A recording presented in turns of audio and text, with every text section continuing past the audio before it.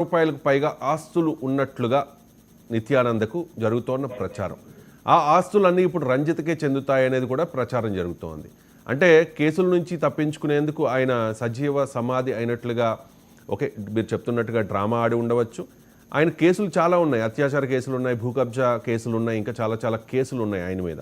So వీటన్నిటి నుంచి తప్పించుకునేందుకు ఇదంతా డ్రామా ఆడుతూ ఉన్నారు అన్నారు. అండ్ ఆయన చెప్పకుండా దొంగ పాస్పోర్ట్తో ఆయన కైలాస అనే దీవికి వెళ్ళిపోయారు, పసిఫిక్ ఏరియాలో ఉన్న దీవుల్లోకి.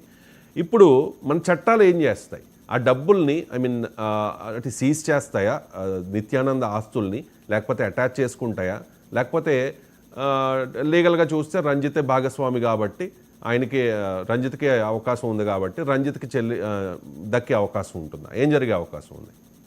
ఇప్పుడు పుట్టపర్తి సాయిబాబా చనిపోయినప్పుడు కూడా పుట్టపర్తి సాయిబాబా ఆశ్రమానికి ఉన్నటువంటి ట్రస్టీ ఆస్తులు ఎవరికి చెందుతాయి అనేటటువంటి విషయం పైన కోర్టుల పైన చట్టాల్లో అనేక రకాలైనటువంటి కేసులు ఉన్నటువంటి విషయాన్ని మనం చూసాం.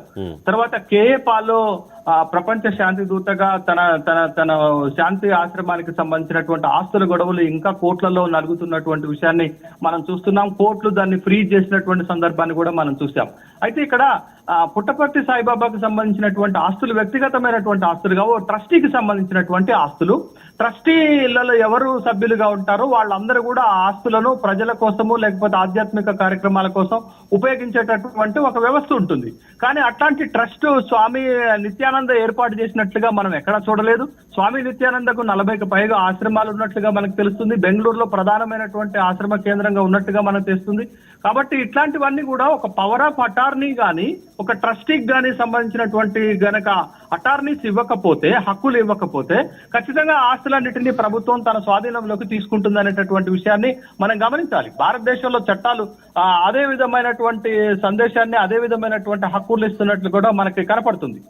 అన్డివైడెడ్ హిందూ ఫ్యామిలీ చట్టాల ప్రకారంగా భారతదేశంలో ఒక వ్యక్తి ఎవరికైనా అటార్నీ, పవర్ ఆఫ్ అటార్నీ ఇవ్వకపోయినా, వారసుడిగా ప్రకటించకపోయినా ఆ ఆస్తులన్నీ ప్రభుత్వానికి చెందుతాయనేటటువంటి విషయం చట్టమే చెప్తుంది కదా. కాబట్టి ఇవాళ నిత్యానంద స్వామికి సంబంధించినటువంటి ఆశ్రమాలు కానీ వాటిపైన యాజమాన్య హక్కు కానీ నిత్యానంద సజీవ సమాధి కాకముందు ఒకవేళ రంజితకి అలాంటి హక్కు ఇచ్చి ఉంటే ఆమెకే చెందుతాయి, లేకపోతే ప్రభుత్వానికి చెందుతాయి అనేటటువంటి విషయాన్ని గమనించాలి.